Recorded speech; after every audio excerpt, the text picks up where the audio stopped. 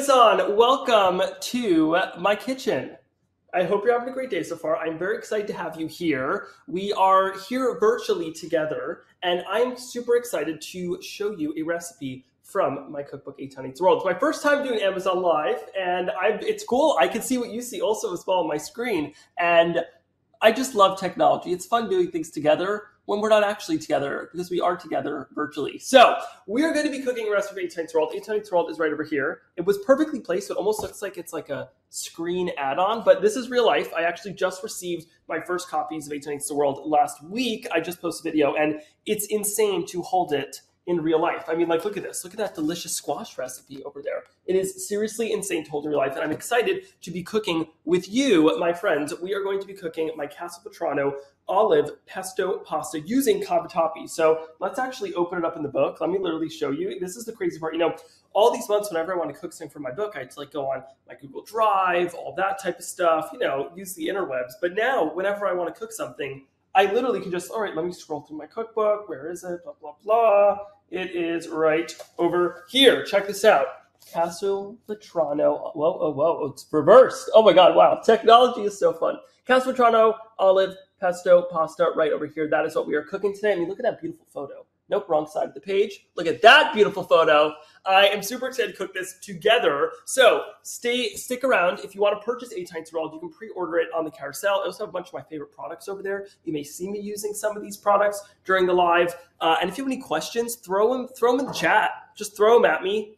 I'm excited to answer them, and let's just get cooking together. So let's first talk about our ingredients. Very important. Now, Castelvetrano olives. This is the perfect gateway olive. If you're like, Eitan, I don't like olives. Well, let me tell you this. I once thought that myself, but then Castelvetrano olives have officially converted me to being an olive lover. And it's truly because they're kind of a very mild olive. You know, if you're like, ooh, it's like too tannic for me, or too like acidic and too much, these bad boys are going to just convert you. They are super meaty, but they're more mild in flavor. And, you know, with this recipe, I was like, okay, I want to combine pesto and olive tapenade, bam, into one delicious party of a dish. And that is exactly what we did. So I figured, in true me form, because I love a good hack, I'm going to test out some different ways to pit your olives. So I'm just going to grab this from my knife holder, which I believe is in my Amazon carousel. Oh, look at that.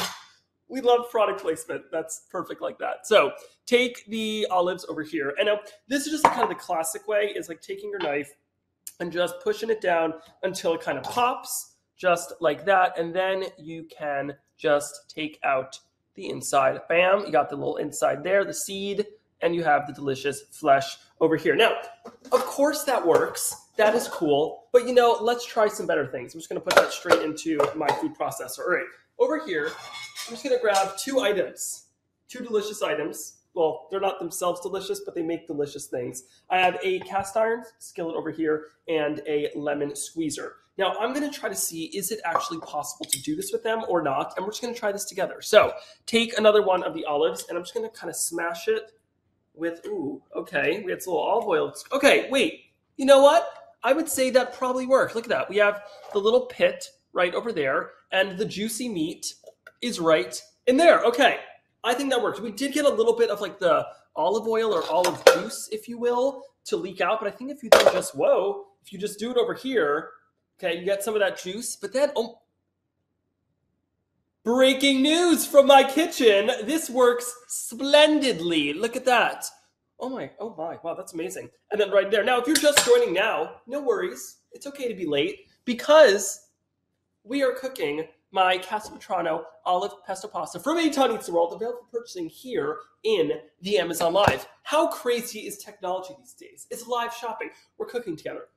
We're shopping together. Well, I'm not shopping. I already have it. But we're technically shopping together. Okay, now back onto the olive. So clearly this works. And this also is in my carousel. So if you're like, Eitan, but I don't have one, you could buy Eitan Eats the World and your own lemon squeeze. Okay, I'm sorry. I can't get over how well this is working. I mean, wow. Oh my God, olive pitters everywhere are going out of business. Okay, just squeeze that. Super easy. Grab the pit.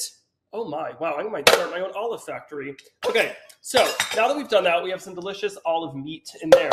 It's time for the second hack, which is, can we make this process even faster? Here I have the cast iron skillet. Also good as like self-protection if you ever need. It's heavy, just good self-defense system in case you ever need that. Just take your olives, place them down here. Now this one, I'm a little more skeptical, but you got to bring out the big guns and just really push it down. Ooh. Oh, wow. Okay. So I'm going to go for a chair. That might help me a little bit. All right. Let's just push this down in there. Ooh, okay. This is not working quite as well, but I have a chair that just magically flew in. So let's just use a chair to get a little more leverage. All right. Push that down. It's kind of like you're doing CPR on the olives. Okay. Let's see. All right. And, ooh, that's a rough one. Did we work out? Yes. Did we pit our olives? No. Okay. I mean, maybe I'm just weak, but I don't think this works. I'm definitely just going to stick to using my lemon squeezer. Now, the real question is, squeeze that. I'm going to also try to do, let's see. Okay, I'm trying to do 2 at a time in here, and honestly, that worked well. I wonder if I could also do 2 at a time with my knife. Let me try that. Let's get those in there. Okay, this is going splendidly well. I'm just gonna take my knife. Can I do 2 with my knife at a time? There we go. Oh yeah, okay. There you go. Whether you have a knife at home, whether you have just a lemon squeezer, you do you. Really, any way that you do it is perfect. Now, let's talk about the story behind this recipe. So, Eitan Eats the World, if you're just tuning in, my cookbook, which you can pre-order here on Amazon Live. Again, crazy concept. I love technology. Is full of 85 delicious comfort food recipes that I've been working on since I was a little wee boy, little boy, probably maybe that tall. I don't know. I haven't grown that much in the past few years, so the growth stopped by like 13. But I developed recipes since I was a little kid. Obviously, it's a lot of recipes in the book that I developed recently, when I was writing the book, but a lot of the recipes from the book are from when I was quite young.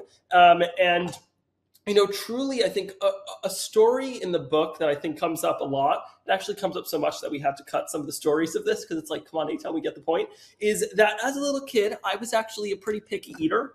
And I refused to eat a lot of things that was stupid of me. Let's just be frank about it. And one of those things was olives. I don't know what it was. I think as a little kid, your parents encourage you to eat something, and you're just like, well, if they say I should eat it, then I shouldn't. It's kind of like when you're told to do something, you want to do the opposite. But then as I grew up, and I started obviously working in cooking, and I really started getting in the kitchen more. I was like, actually, I literally just think I was at like a Middle Eastern restaurant once with my friends, and then my friend was trying it. I think it was my friend Manny was trying it, and then I was like, wait, if he says it's good, then maybe it's actually good, and it was. Now, if you don't like olives, then whoa, I encourage you to get Castelvetrano olives because they're just like a super mild olive. But whatever floats your olive boat, as they say. I don't know where they say that, but I just said it.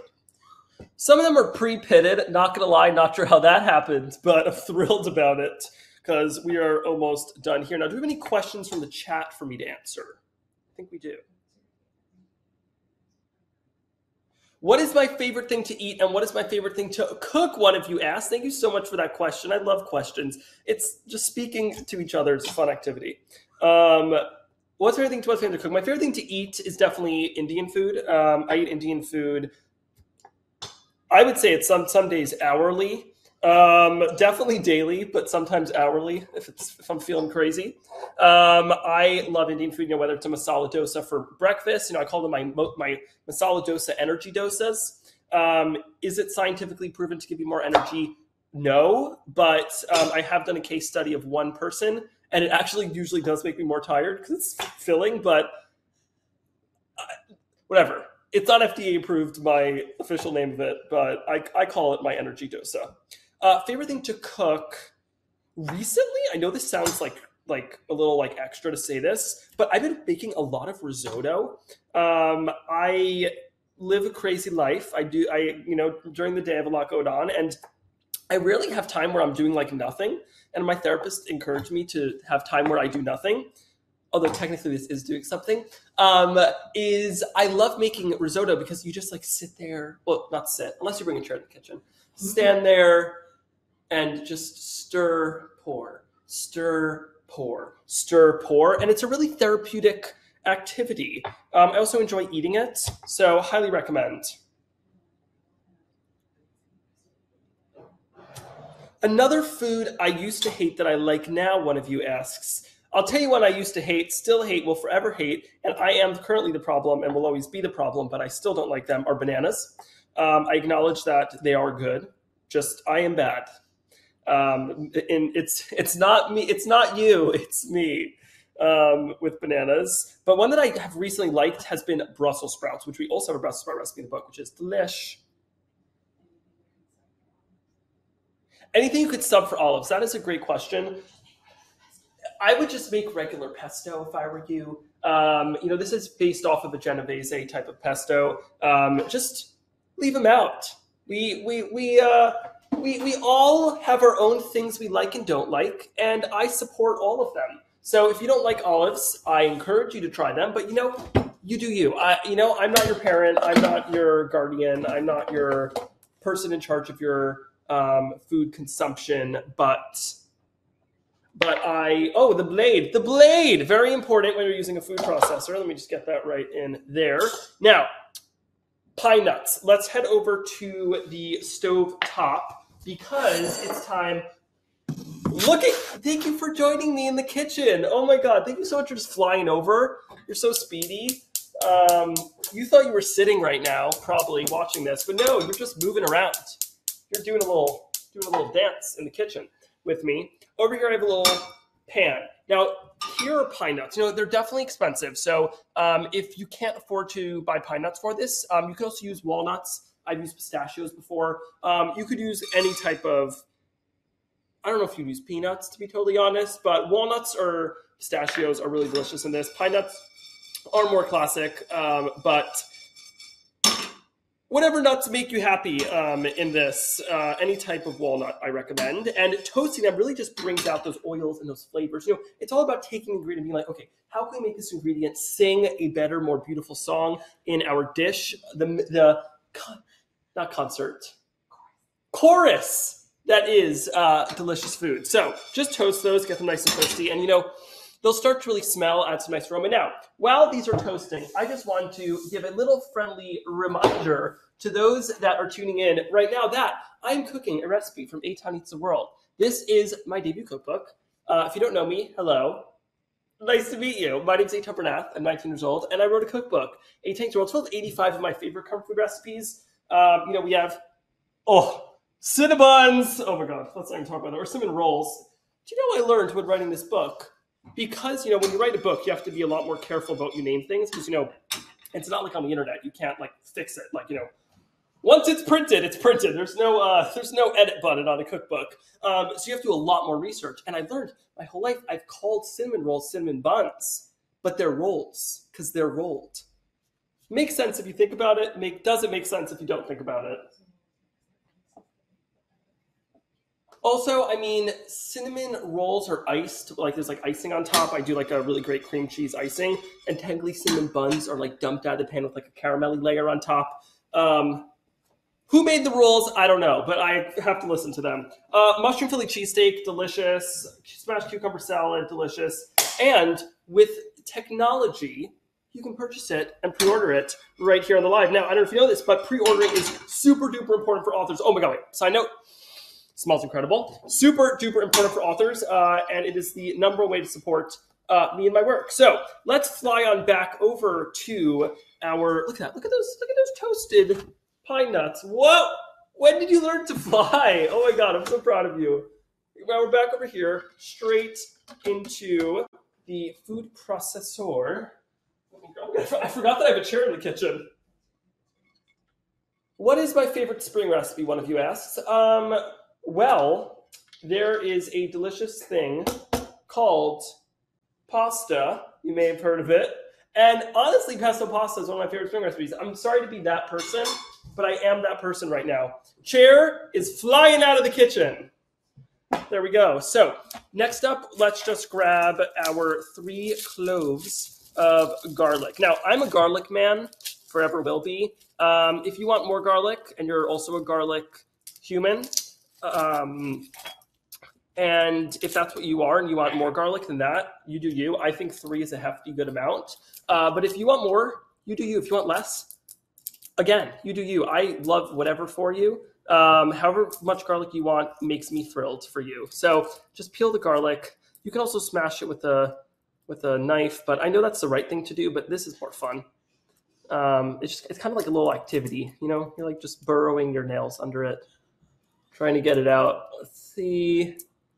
Perfect. Great. We have 2 garlic cloves. And now these are some hefty garlic cloves, so I'm thrilled about this. Great. 3 garlic cloves. Amazing. Garlic cloves into the food processor. And now we are just going to, and by we I mean me and you, new friends. Maybe some of you are my current friends, but if not, hello. And just pulse this up, right? Perfect. Ooh, that smells good.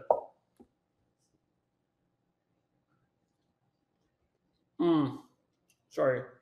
I got distracted by an olive. My favorite garlic peeling hack, one of you asked. Honestly, the burrowing the nails is probably one of my favorites, because it's just like, it's a very tactile, like instinctual way of doing it. But my favorite hack, I mean, the knife one's good. I've used one of those little sleeves. Have you ever heard of those? Like a little like silicone sleeve that you pop them in and you do a little rolling action. Hit or miss, but for me, the burrow of the nails. I also bite my nails, so I don't have that many nails. The nail burrow is probably my favorite. Speaking of burrow, even though this has nothing to do with burrowing, basil starts with a B as well. Fresh basil is obviously delicious. I mean, look at it. It's luscious. It's green. It's herbaceous. It is an herb, therefore it is herbaceous. So just pop that right here. And now, you know, we have an hour together. So I was like, you know, let's just have a little intimate conversation with each other while I pluck some more basil. Let's talk about Eitan eats the world. Let me just plop it there. There we go. While I do that, perfect. And let's just talk about it. So, Eitan eats the world. As I've been talking about, you know, if you're just tuning in now, I wrote a cookbook, which is one of my lifelong dreams. You know, ever since I was a little kid, I would say probably like 8 or 9 years old, or maybe a little younger even. I had always told my parents, like, one day I'm going to write a cookbook. You know, my whole basically. Okay, let's go into my room mentally as a little kid. So let's like enter like 8-year-old Eitan's bedroom right now in our brains. Way up here, I had a massive shelf. I had one of those called an alpha shelf system. Not a brand deal, just it's literally what I had. So I had long shelves, and the entire top shelf in my room was all full of cookbooks. I really collected cookbooks. I really read cookbooks like books, which they in fact are. And they in fact are cookbooks. Sorry, they in fact are books. So I would read those books, cookbooks like books. And, you know, like I'd get a cookbook. Oh my God. The number of times I'm saying cookbook and book is confusing my brain right now. When I would buy a cookbook, I would literally sit on the couch and just read it from page 1 to page 300 or whatever, how many pages that cookbook was. And it for me was really, you know, I loved feeling like I was in the kitchen with the chef who wrote the book. And I think with Eitan Eats the World, that's really what I tried to do is like, you know, obviously I am 19. And, you know, I think something that I really try to do is really own like me. You know, I'm not Gordon Ramsay. I'm not Guy Fieri. Love them. They have their incredible places in the culinary space. I'm Eitan. You know, I have not worked in restaurants for years. I have not gone through like professional culinary training, but I've been cooking now for almost a decade. I've been teaching other people how to cook on the internet for a little under a decade. And so obviously I feel, you know, qualified to write a cookbook, but I'm really excited to, you know, bring a new perspective to the cookbook space that, you know, hasn't been as tapped into yet. So that is really what I tried to do with Eitan Eats the World. Now, lemon. Gotta love some citrus flavor going on in there. And now a little hack, I don't know if this is a hack, it's a little more of a workout in the kitchen that also helps the lemon, is rolling, oh my God, it's slippery from all the olive oil. Roll your lemons before you squeeze them. Okay, this one's too juicy for me to do with my forearm, but I usually try to get some forearm action in there also. It's kind of like a little arm massage and also releases more juice. So it's a 2-for-1 special, truly. And just cut that in half. And now, you may think this is only an olive pitter, but believe it or not, it is also a lemon squeezer, hence the color. There we go. And let's move you a little over. And whoa, let's just squeeze our lemon juice in there. Oh my God, this has been a workout of an episode. This is great. I'm not going to the gym tonight. Let me tell you that. Lemon juice in there. And very, very important, some little pepper flakes. That'll give a little spice, a little, the TikTok, a little spice into there.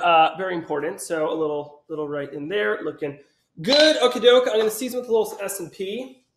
A little Salt Bay action right into there. And I'm doing only a little bit now to start because obviously you can always add more, but not take out because we're also adding in our Parmesan, which is salty. So not too much in there. And now, Parmesan cheese. Let's just talk about it. Good quality Parmesan cheese will change your life. It is 100% life-changing. I love Italy. It's a great store near where I live here in Manhattan. And this is like 48-month Parmesan cheese. You, of course, can get just regular standard Parmesan that you find in your grocery store. But if you can buy some that's like really high quality, it is delicious, but not necessary. Little box grater and just grate up your cheese. More questions. How did I come up with the name for my book? Incredible question from the audience. So first off, Eitan and Eats both start with E. We love an alliteration. So I'd say that's probably the first part. And, with this cookbook, growing up, both my parents were educators. My mom's a math teacher. My dad's an occupational therapist. He works in schools with kids. And, growing up, my parents were very into also, of course, educating us. And we really, as a family, used food as a way to learn about the world around us. Growing up, my parents would take us to lots of restaurants. We go to Indian restaurants, we go to specifically North Indian restaurants, South Indian restaurants, Mexican restaurants, Italian restaurants, Middle Eastern restaurants, others as well. And they would really use it as an opportunity to teach us about the world. We wouldn't just go passively and eat the food. We would go and, learn about in North Indian cuisine, they have a lot of breads made of wheat because they grow wheat in the North. In the South, there's a lot more legumes like lentils and chickpeas. And that's because that's what they grow in the south of India more. And, really be able to use food as a way to learn about the world around you. And so with Eitan Eats the World, I think for me, what got me into cooking was eating. Growing up, when I started cooking, was really like, oh, wow, I crave this food. Let me cook it. Oh, wow. Now it is in front of me to eat. And of course, I eventually also fell in love with the whole creative process of cooking, but it really started out with eating. And I think for a lot of people, my goal with my content and the goal with my book is, everyone loves eating. Most people love eating, but not everyone loves cooking. And, my goal is to get people excited about cooking, get you excited to get in the kitchen and cook these recipes. So Eitan Eats the World is, Eitan, 'tis me, eats, an activity I do very frequently, more frequently than my dentist would like, let me be honest with you, the world, because I love to eat foods from around the world and learn about it through them. And I hope to have done that with the cookbook. Now, do we have another question from the audience? Can you make this recipe vegan? Incredible question. I actually love eating vegan food. I am not someone who eats a ton of meat. I do eat a lot of cheese and milk products and eggs, but I love going to vegan restaurants. So I'm a frequent of the vegan cuisine.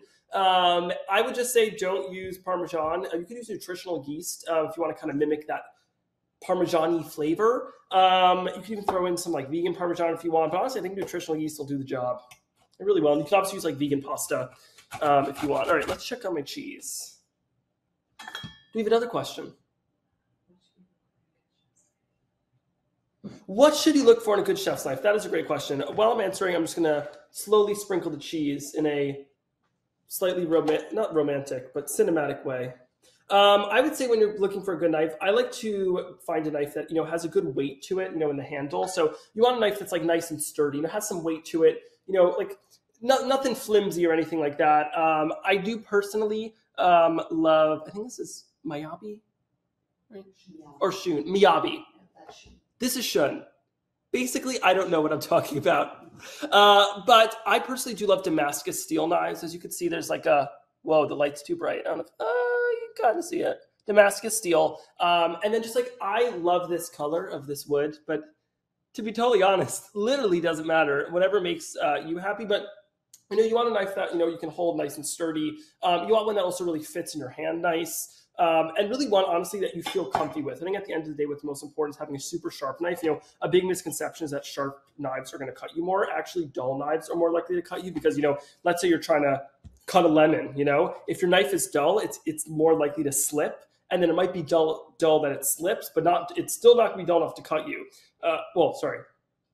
It's going to be dull, but still sharp enough to cut you. So if you have a super sharp knife, I'm not using this lemon just to go through, it'll just easily cut through foods, and then it's less likely to slip and then less likely to cut you. So a sharp knife is a good knife. That's a rule of thumb. Perfect. Let's get that in there. Now, before I blend this, let's fly back over to the stovetop. So over here, I have some cavatappi pasta. Now, when I was developing this recipe for the book, I was like, well, what type of pasta am I going to do? There's so many pastas out there in the universe. Well, not the universe, probably just here on Earth. Unless aliens eat pasta. Honestly, we should ask them whenever we meet them one day. So over here, I have some boiling water. And cavatappi is, I kind of describe it as, it almost looks like one of those like slides, like a water slide almost. It has this like very cylindrical shape, spiral, some would say, shape, almost DNA-like, super fun. And I'm going to now add some salt into my water. Very important when you're cooking pasta is add a hefty amount of salt. Now, I sometimes cook with friends, as I do, and I've seen my friends, I'm like, okay, can you salt the water? And they're like, we're talking salty like the sea. You want this water to be so salty that you wouldn't want to drink it. So a hefty amount of salt in there. Perfect. Great, great, great. Bring that to a nice boil. And we're going to add in our pasta. So a whole lot of cavatappi. Now, of course, you can make this recipe with any type of pasta you like. I use cavatappi because I think it's fun. I love things that are fun. I love people that are fun. So therefore, I use cavatappi. But if you want to use penne, use penne. If you want to use a little orecchiette, I love you for that. I would enjoy that as an eater as well. I don't know if I'd use lasagna doodles. I mean, let's be real. But literally whatever you have at home will do the trick. So just add those straight into there. I'm going to start cooking my pasta.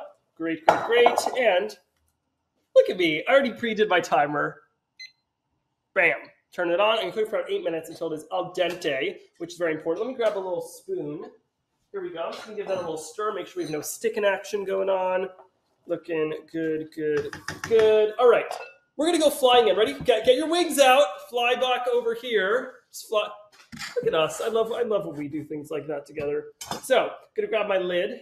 And it is time to just pulse that together. Maybe I should mix it up a little bit. It's a lot of stuff in here. Just really push it down. No, it's a labor of love. Now, let's talk about other ways. Can we grab a mortar and pestle just so I can use it as a little prop? Now, I'm using a food processor to make this pesto. In case you're just tuning in, Eitan Eats the World. If you want this recipe, you can pre-order here on Amazon Live. And now, to make this pesto, I recommend using a food processor. I think it's the best tool to do it with. But let's talk about, traditionally, way back when, before these food processors existed, mortar and pestle is how it's done. Now, is it done with one this small? For sure not. This will make you maybe 3 to 4 tablespoons of pesto, but a mortar and pestle really, just go to town on it. It's a good way to get out any pent-up aggression you have inside of you. But food processors do the trick. Let's pulse.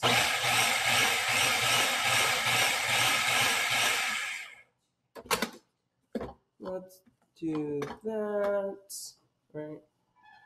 Just perfect. Get that in there.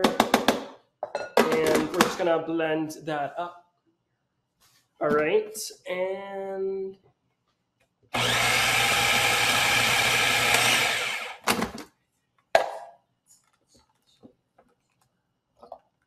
someone asked, what is my favorite protein to cook? I'm being told. What is my favorite protein to cook? I would. Oh, I do love. This is a weird answer. I don't think it's even protein. Is mushroom a protein? No. I use it instead. I probably use chicken. I don't know. I love a good shredded chicken breast. They're just so versatile. So I would say a shredded. Well, you don't cook the shredded chicken breast. You cook a breast and chicken breast, and then you shred it. It's the correct way. So let's just keep pulsing this. Now, the only thing I will say, because there's so many types of textures in here, we have the olives, we also have the pesto. We have the olives and we have the pesto, in case you didn't know. No, we have the olives and the basil, is what I meant to say. Fun little anecdote. Yesterday, I was filming a video, and I was trying to say the word risotto in the video, and it took me like 10 takes because I kept saying the word Parmesan, which doesn't sound at all alike. And then on my 11th take, when I was really out here struggling, I said, what did I say? Risotto. And I said Razan, neither of which make any form of sense. So, I should one time release a video where it's just like the bloopers of me cooking, because, the things that come out of my mouth while I'm cooking is truly magical. Good. See that? It is now mixed enough.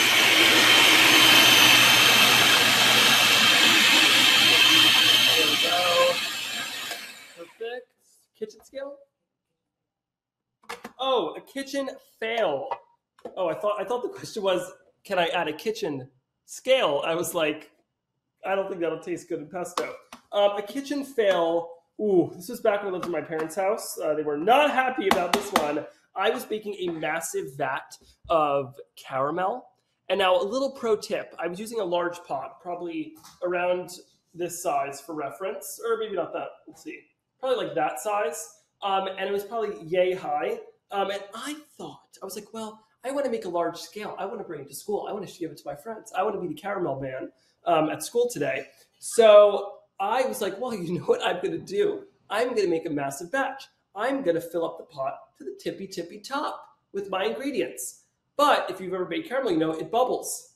So it was filled up, I would say, probably about 7/8 of the way full. And then I poured in the heavy cream and butter, and it just went. Let me just say, I was not the caramel man the next day in school. I was my parents are mad at me for ruining the stovetop man. Let me just tell you, because also here's the thing, the caramel also seeped down into the stove area. What can you say? Little Eitan was trying his best out here. Let me show you the texture we have going on over here. It's kind of right now like a... Can I be totally honest? It almost looks like falafel before you form it. Kind of like what you make falafel mix out of. It's like these little pieces. Let's give it a little try before we even add in our olive oil. Let's give it a try. Very important to eat while you're cooking. Eitan eats the world. Eitan also eats the recipe. Oh my god. Wow. Wowzers. Okay, maybe we can just stop the video and eat this. Delicious. Now, the other question I have, will I be cooking out of the cookbook? I would love to, not gonna lie. Without the first one out yet.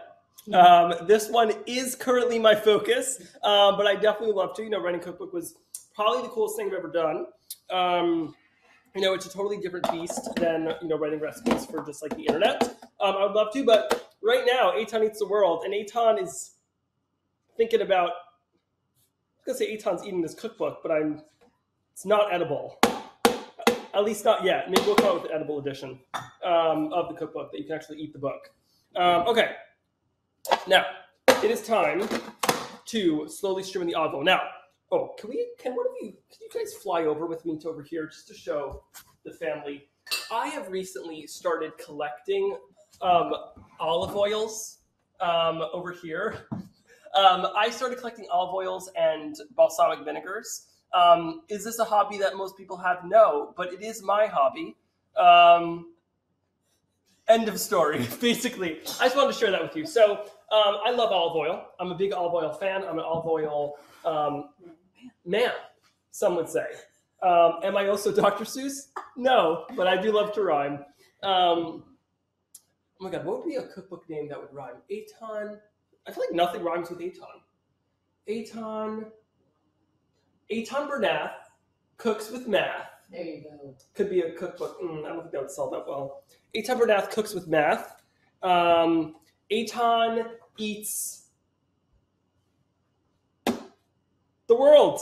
That would be another cookbook name. So over here I have my olive oil. Over here, now this is a trick. You don't want to like dump it all in here. That is not what you want to do. You want to slowly stream it in. So that's what we're going to do. We have another question before I do this. What are some of my favorite spring or summer dishes you make? Wait, not that you make, that I make. I would say, okay, first off, tacos.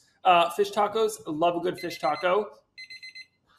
Pasta time! Yes, it is. All right, now, you're going to have to go some real flying with me. Get your wings ready. We're just going to fly on over to the sink. So get the flapping going. All right, fly up. Great, great, great. And we're just going to head over here to... you guys can fly. Just you can hover over there while I'm doing this. I have my pasta here that is cooked to perfect pasta time consistency. And just take this, pour it into the strainer. There we go. Perfecto. Little drain. Perfect. And now let's just give this a little try. Now, the reason that you, that's hot. The reason that, hot again, still hot. To confirm between those 2 little seconds, the pasta's still hot. The reason that you salt the water is it's going to add lots of great flavor to the pasta, even before we add the sauce. So let's give it a try. Don't recommend eating it this fast, but I eat a lot of hot food, so I have little burnt areas in my mouth where I hold hot food. Perfectly cooked. Perfectly salted. Great. I love what we did here. Okay, flying back here. All right, so. Wow, I'm going to get another pasta snack. Also, hot. Let me talk about something. Please, for the love of food, don't wash your pasta after it's cooked. There's simply no reason to do that. It is just not the thing to do.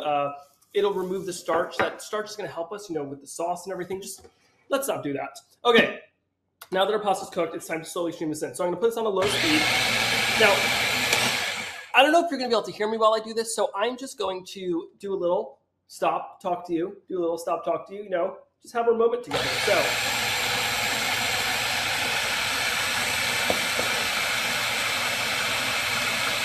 Whoa!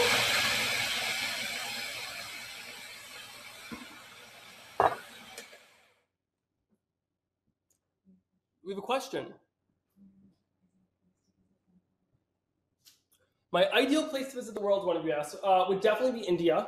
I was actually supposed to go to India after I graduated high school, but, the pandemic happened, so that did not occur. But I'm still absolutely dreaming of going to India. And hopefully in the near future I will. It's quite a long flight, but I feel like I'll just, on the plane, and it'll be easy. And then I was going to be dreaming about pani puri, samosas. Okay, I'm being told to tell you about how I sleep on planes, which, let me just be clear, I am perfectly proud of. I am the person who gets, we walk down the tarmac at the end of the flight, and I'm thrilled and full of energy because there's no plane that I can't sleep on. When I'm flying, I will sleep anywhere. I have been known to sleep on the floor of the plane until the flight attendant tells me I'm not allowed to do that. Because basically, hear me out. You get those little like blankets. Put one on the floor. So basically, what you have to do is you have to have like a 3-row with 2 people and the other person you need to be friends with, at least at a bare minimum, preferably family. They can lay on the top row on the seats, and then you put your little blanket on the bottom with a little pillow or your backpack and then sleep on the floor. I have been told it's humiliating for others that I'm traveling with. But guess what? They're tired after the flight and I'm not. So that sounds like a problem. Highly recommend. I mean, I don't know if I should recommend that. It might not be fully safe, but if you ever see me doing that, just know that I'm dreaming of samosas. Okay, let's keep streaming this in.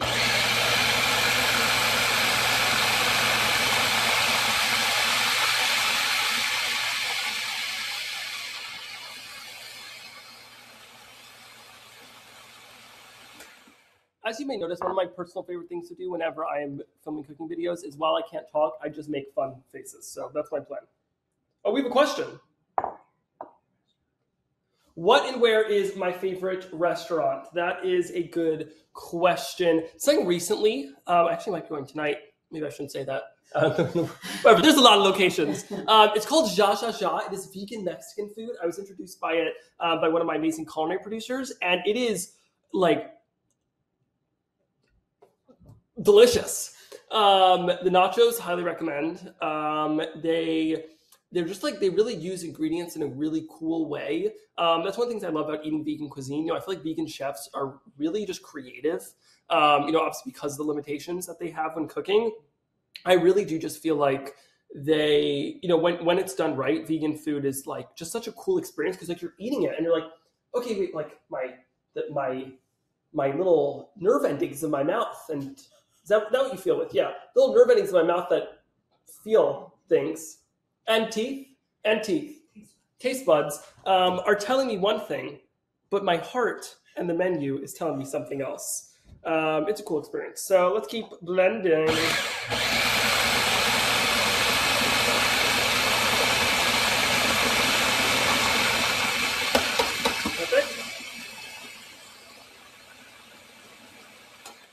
Well, this looks absolutely beautiful.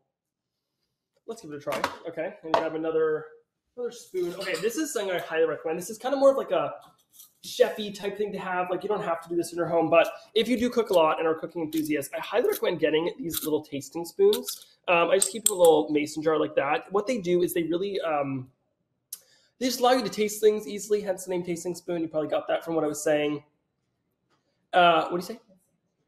Oh, it's also more sanitary. You know, if you're just cooking for yourself, like obviously you can double dip, but it's just kind of more sanitary if you have other people in your kitchen. And then you can just go like this, a little try. Let's try it. Bon appetit. Cheers.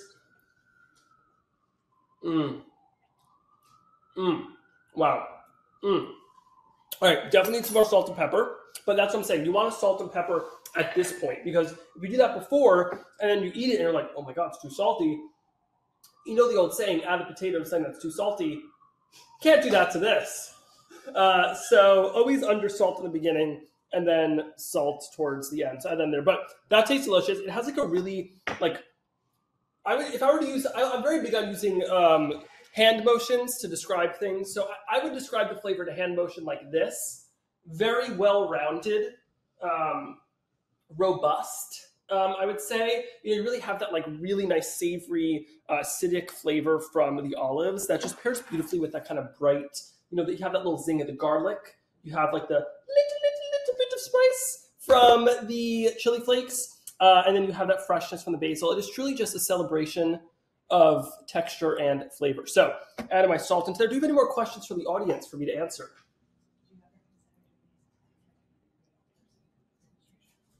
Yes. Whoa, voice crack there. The question is, would I ever do a live cooking in person? You know, as you know, we have now been able to reopen the world more and see each other in real life as well. I will be going on a cookbook tour.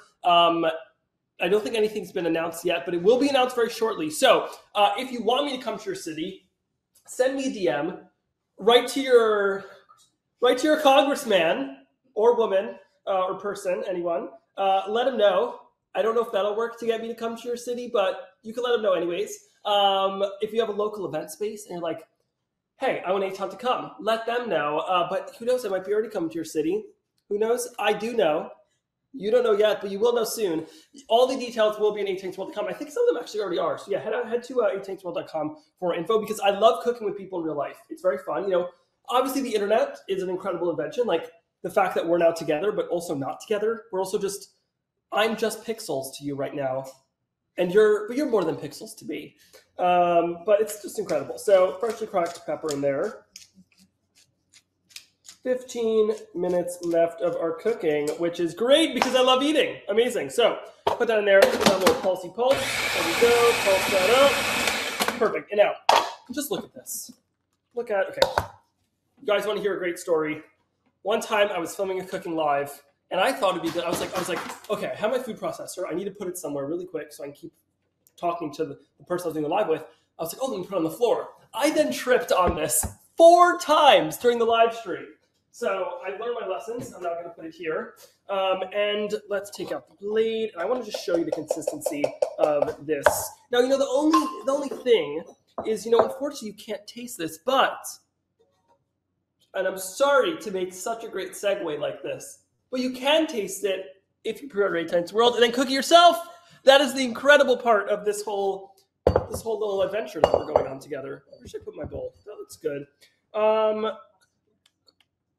Let's just take a second to look at this. Look at that beautiful texture. That looks incredible. So pasta, right over here. Pour the pasta into the bowl. 2 pieces escaped, but that's what we call a snack. All right. Kind of looks like, oh wow, more than 2 escaped. Okay. Kind of looks like little twirls. Wow. Here's the thing. Pasta's,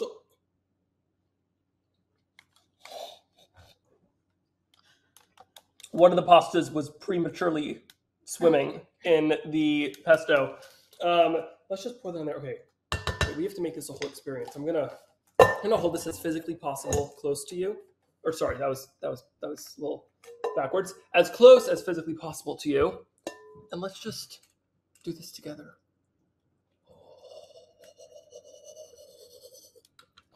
Get that all in there. There we go. Are we going to do ASMR? Is that what we're doing? The audio person is probably mad at me right now for doing ASMR. I apologize to you, audio person. Okay, great.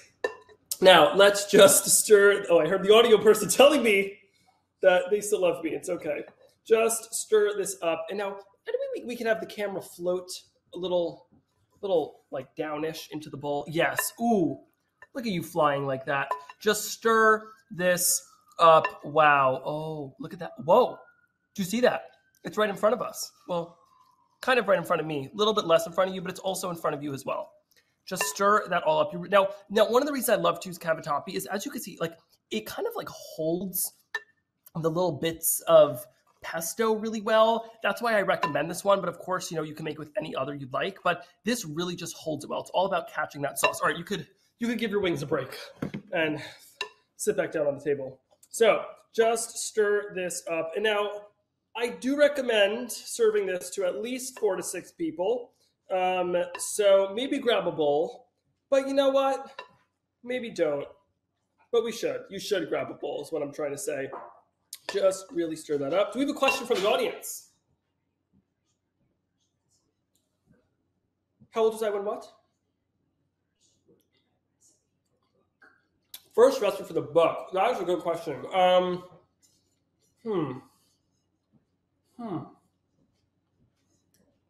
Okay, I can't recall an exact recipe, but I do know one of the earliest ones in the book is the babka recipes in the book. For those who know, babka is a sweetened baked loaf that's traditious. I just combined the words Jewish and tradition. Traditious. It is traditional in Jewish cuisine. It's kind of like a brioche type dough that is then rolled out really, really thin and large. You put a filling on it and then you roll it up, and then you then like braid the 2 rolls together and then braid them again and then cut them and bake them. And it's almost like a massive cinnamon bun or chocolate bun, a roll. I probably started that when I was like 10, 11. That one took me forever to nail, but I mean, once I did, it was very rewarding. So scoop that into here. And now we're gonna have just a little dinner together. We'll be able to grab the chair again. I just want to go on a little date with you for these last 10 minutes. Enjoy this together. Let's talk about each other's days, what we have going on later, and also a little bit about the things in my in my little catalog that you can also purchase. So, all right, I also need a fork. I'm gonna go get that. Let's grab a fork. Grab your fork too, just to, charade with me. Here we go. I'm gonna put this over here. I'm now sitting. Wow, the legs were getting tired, I'm not gonna lie. And, let's just now give this a try. Ooh. Oh. We're blocking out the book. Let's give this a try. Here we go. Cheers to,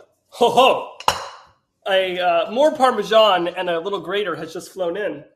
And I couldn't be happier. So just grate on even more Parmesan. Here's the thing about Parmesan. It's one of those things that you can never have too much of. It's impossible to have too much Parmesan. So I'm going to top with more Parmesan, and let's now give it a try. All right, here we go. Look at that. Little Parmesan on there. Again, doing ASMR. I apologize, audio man. Love you immensely. All right.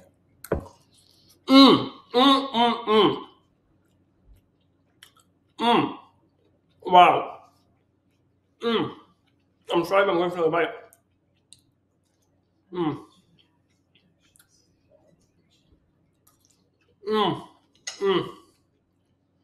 Wow.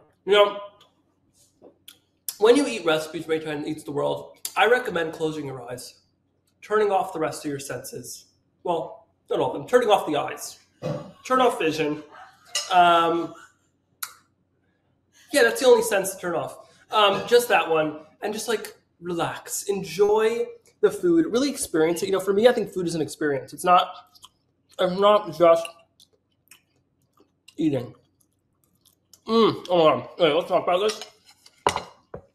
It is seriously just jam-packed with flavor. You have that really just umami flavor, that a little bit of acidity from the olives, but not too much. Can I be honest with you? Okay, thank you for letting me be honest. If you serve this to someone who thinks they don't like olives, they won't know. Let's be honest. It just tastes really, really good. But if you do love olives, it's really the perfect balance of the Castelvetrano olives. That if you love olives, you're like, ho, ho, ho, I love this. But if you don't love olives, you're probably not going to know.